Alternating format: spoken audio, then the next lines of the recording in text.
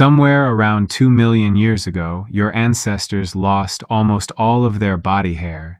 Every other primate on the planet kept theirs. Chimpanzees, gorillas, orangutans, all covered in thick fur from head to toe. But your lineage, for reasons still debated by scientists, shed it almost entirely. Smooth skin, bare arms, bare chests. A body built for sweating, for cooling, for endurance running under a brutal African sun, and yet on half the human population, a small patch of that lost fur never left. It grows thick, coarse, and deliberate, right in the center of the face.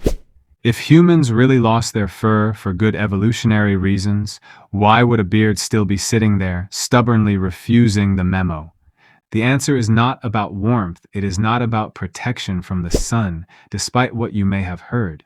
The real answer is stranger and far more social than anyone expects. Start with the losing of the fur itself. Anthropologist Nina Jablonski, who has spent decades studying the evolution of human skin, has argued that the loss of body hair was tied directly to thermoregulation. Early hominins moving into open savanna environments needed to hunt and travel long distances under intense heat. Fur traps heat.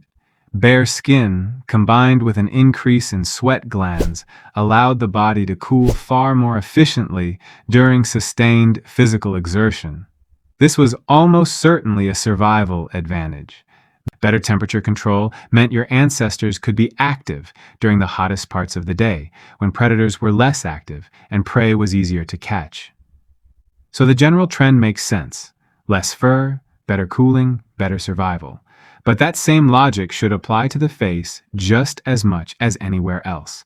And it does not. The beard remains, which means whatever is keeping it there has to be strong enough to outweigh the same cooling pressures that stripped away fur everywhere else on the body. This is where sexual selection enters the picture.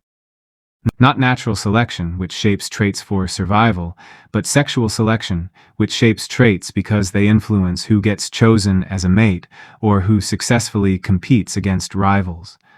Charles Darwin himself noticed this distinction and specifically flagged the beard as a likely product of sexual selection rather than survival necessity. Researcher Barnaby Dixon at the University of Portsmouth has run some of the most detailed modern studies on how facial hair affects perception. His research consistently finds that beards increase perceived age, social dominance, and aggressiveness. In a series of experiments showing the same male faces, both bearded and clean-shaven, participants across cultures rated bearded faces as more mature, more capable of physically defending themselves, and higher in social status. This matters enormously in a species like ours, where competition between males for status, resources, and mates has been a constant feature of social life.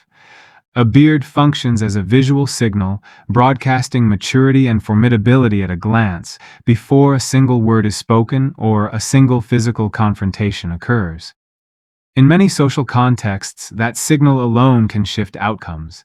Other men may be less likely to challenge a bearded individual. Observers may unconsciously grant more deference, more authority, more assumed competence. But the story does not stop with intimidation. Dixon's research also found something almost paradoxical. While beards increase perceived dominance and aggressiveness, they simultaneously increase perceived attractiveness and social maturity in the eyes of many female participants, particularly when the beard was full rather than patchy. The signal appears to be doing two jobs simultaneously, warning off rivals while also communicating desirable qualities to potential mates: maturity, resource-holding potential, the physical capacity to protect and provide. This dual signal explains something curious about beard preference across history and culture. Preferences for facial hair have shifted dramatically depending on social conditions. Researcher Rob Brooks at the University of New South Wales has studied what is sometimes called negative frequency-dependent selection in beard popularity. Essentially, the idea that beards become more attractive when they are rare and less attractive when everyone has one. When a research team, including workbooks contributed to, showed participants' faces with varying levels of facial hair. Beards were rated most attractive, specifically when they stood out against a clean-shaven majority. As beards become fashionable and widespread, their signaling value as a marker of distinctiveness or maturity begins to erode, and preferences shift back toward clean-shaven faces. Then the cycle repeats. This is not unlike a peacock's tail, extravagant, costly, seemingly at odds with pure survival logic, but powerfully effective at communicating something about the individual carrying it. The peacock's tail says, "I am healthy enough to survive, despite this enormous handicap." The beard says something adjacent. "I am mature enough, resourced enough, and formidable enough to be worth taking seriously, whether as a rival or as a partner." None of this means every bearded man today is unconsciously broadcasting ancient signals of dominance, and every clean-shaven man is opting out of the game. Grooming choices today are shaped by fashion, workplace norms, personal comfort, and culture far more directly than by evolutionary pressure.